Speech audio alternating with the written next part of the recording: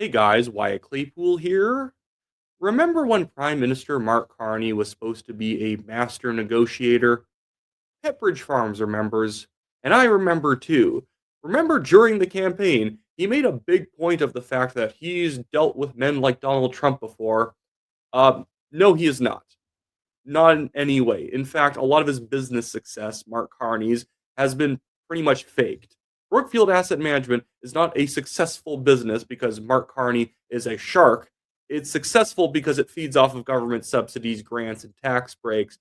It does not actually invest in a lot of lucrative areas of the economy. It tends to invest in a lot of government involved areas of the economy. But we have to talk about the reaction to the capitulation of the Liberal government to Trump's administration. We could have had a win-win come out of all of this. I've never wanted Canada to be weak. I've never wanted Canada to just give in on everything. But what I wanted Canada to do, and this is not what Carney and his trade lead, Dominic LeBlanc, were doing, is I wanted them to actually negotiate. We did not. We just looked weak the entire time.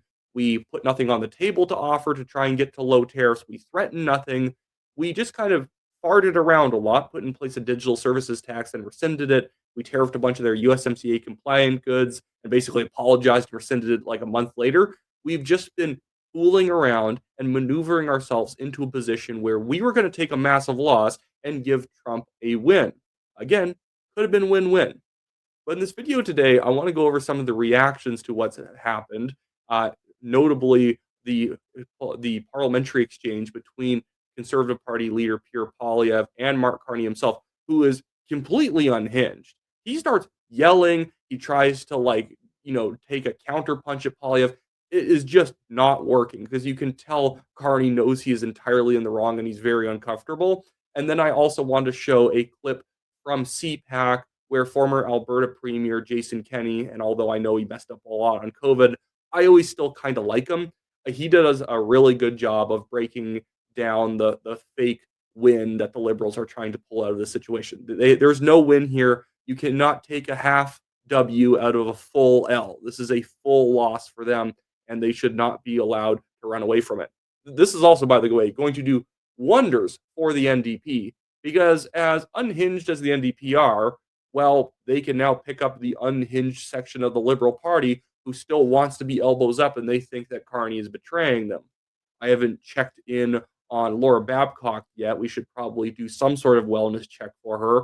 But I'm wondering if she's either justifying what Carney's doing or she's acting like he's now sold out the country because he's doing the exact same thing that she pretended that Poilievre was going to do, except Poilievre would have never done this. He would have actually tried to really negotiate because that's what he was actually saying, and it was realistic.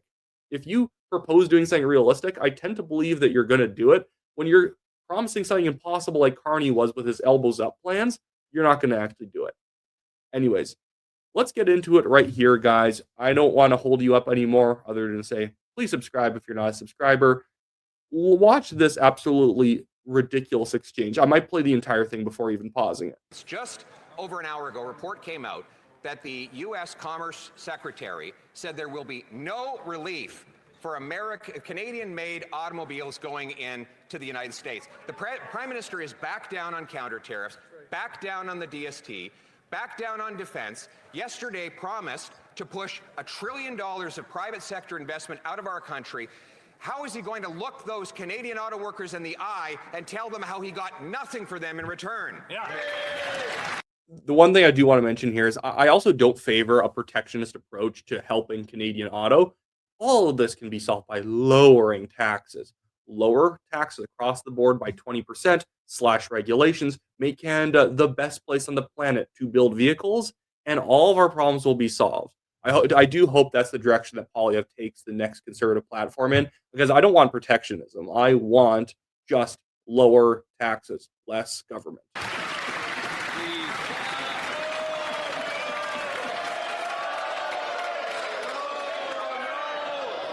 The Right Honourable Prime Minister.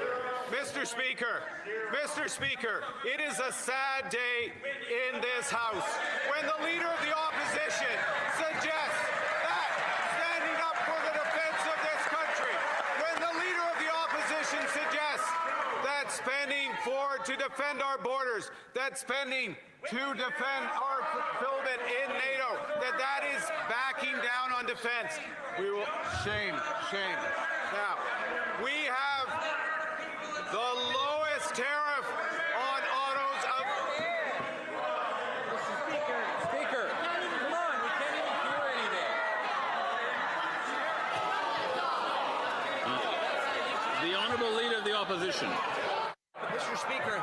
He didn't even want to. The thing is, what right there, Carney. They're acting like, oh, it's just too loud. I can't keep speaking. Like, you could just wait for them to quiet down the opposition. You could continue your statement. Carney is not continuing his statement because it was gobbledygook nonsense. Oh, I didn't back down on defense. The thing is that you committed to 4% defense spending, 4 or 5% defense spending, in order to try and get to a zero tariff deal. So we're spending it anyways, and we're committing to $1 trillion of private investment into the United States, and we've gotten rid of the DST that they had, and we got rid of our counter tariffs. And like, what's the benefit for us at all here? That's the problem. Is I'm actually okay with increasing defense spending, but the Liberals pitched their defense spending increase as a way of building up the relationship so that we could have a better trade deal. And they can keep saying we have the best trade deal with the Americans on the planet. Big whoop, we are their literal northern neighbors with the biggest border with them. Obviously, we aren't going to have the sort of tariffs that like a Japan, China, Russia would have. We are obviously at a big advantage. That's why it's so pathetic that we couldn't get at least close to no tariffs, because we have a lot of leverage. We have a lot to offer. We have a lot of things to use as a threat, and we didn't do any of it. That's the problem we have.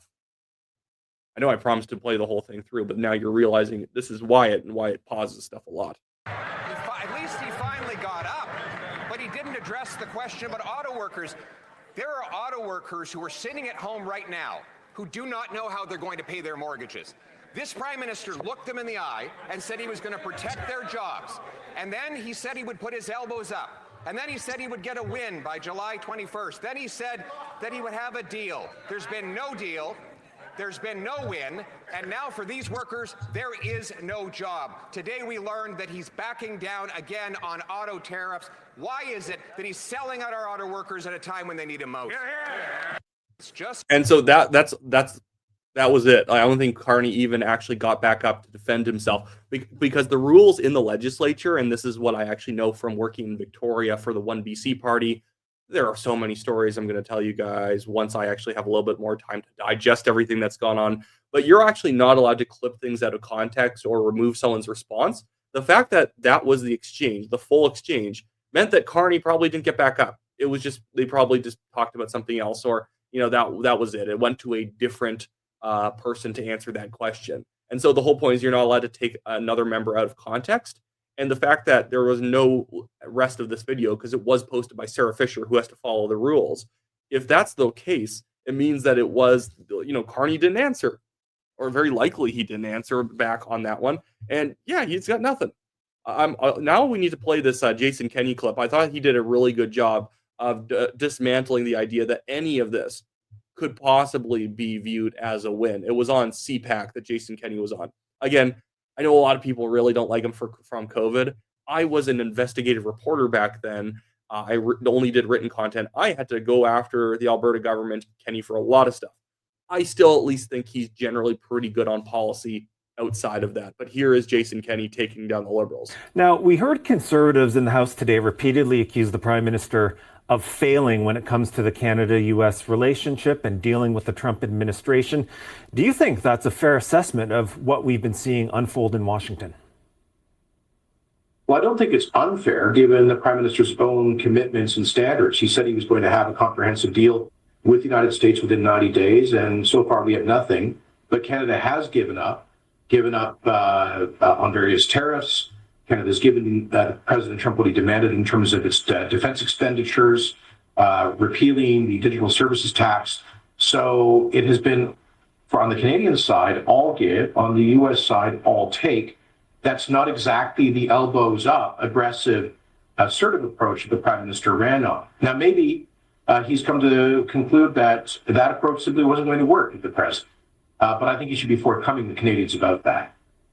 We did hear Canada-U.S. Trade Minister Dominic LeBlanc say this afternoon that the talks were more detailed than before, that the leaders want the conversation to continue, and he was using terms like successful and positive and substantial progress and momentum. What do you think Canadians should take from that?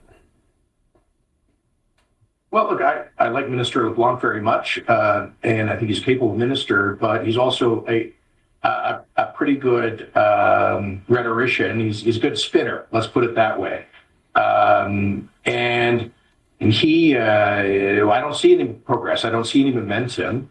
But what I see is just a series of meetings of ministers treating the White House and those around it like it's some kind of an imperial court, going down to Washington every other week and having more meetings and agreeing to have more meetings.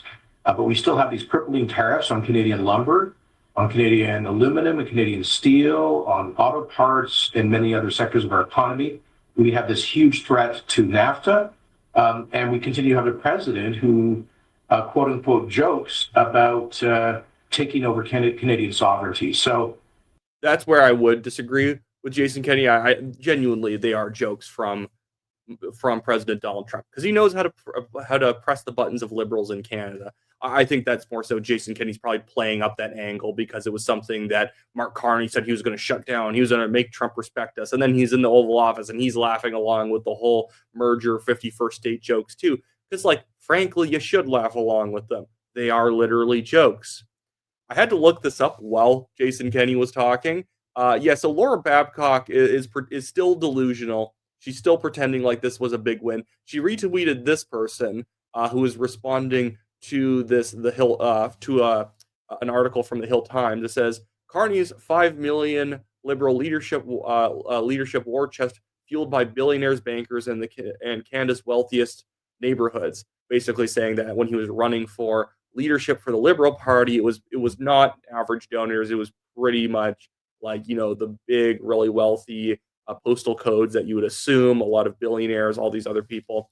I don't really care about that. Hill Times can be a little bit more left wing, but I do like this person's response of how stupid it is that Laura Babcock retweeted. This Coffee Time News says Pierre Poilievre has already expensed more than twice this year, $733,000 a month times 9 months equals $6,597,000. He's on pace to expense $8.8 million, same as last year.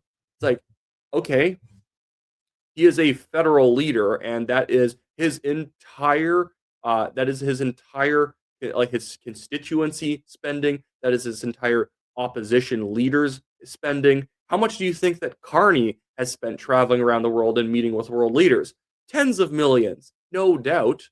Obviously he has. And do I begrudge him for that at all? No, it kind of comes with a job description of being a world leader that you spend a lot of money. It also happens to come with a job description as a opposition leader with a lot of seats that you're also going to spend a lot of money going around and talking about policy and traveling the country to be in the places where problems are happening so you can have a press conference and speak out for it. You got to use your bully pulpit, and that does require a lot of travel spending, especially when you live in the second biggest country on the planet, Canada, the place that we all live, where it's kind of expensive to get around from major destination to major destination. This ain't exactly Liechtenstein, people. But yeah, so that's really it for me today. I don't really know how Carney is going to. I don't know how his party would ever actually win the next election based on the record right now. Like, could they start just cranking out legislation that generally people like? Well, sure, it's got to be big to cover up the bad taste in people's mouths that they already have from all the flubs, from all the just rhetorical failures on stuff like this elbows up stuff. They have just hurt themselves so badly at this point. They're going to be pushing voters to the Greens, to the NDP. They're going to be pushing auto workers and blue collar guys to the Conservatives. I think that the Liberal Party will still have a formidable position in the polling, but I could see them locking themselves out of so many regions that maybe they poll at 40% or 38% or 37%. I'm assuming they're going down over time. But I think they're also going to have that 37% being more strongly concentrated in the metropolitan areas that they already win and the places that they're going to have significant losses. So if they will lose like 4%, I think that you're going to see more like 10, 12% losses in these more working class parts of the country, in these parts of the country who actually, were pretty close ridings, and that people were giving the liberals a chance because they're going to stand up to Trump. Well, now the only issue those people voted liberal over is completely off the table. So what are they going to do now? We see every other pollster showing the threat of Trump and his administration as a top issue for Canadians is falling because Carney himself is signaling that it's obviously not the problem. It's not Trump and his administration. It's him. It's his useless butt who's not doing anything, who doesn't know how to negotiate, who is not actually lowering taxes in any significant way at all, not deregulating. He's the roadblock to Canada. He's the one who's actually a threat to Canada in terms of our economy. Anyways, well, that should be it for me today, guys. Thank you for watching. Like, share, and subscribe, and I'll see you guys all later.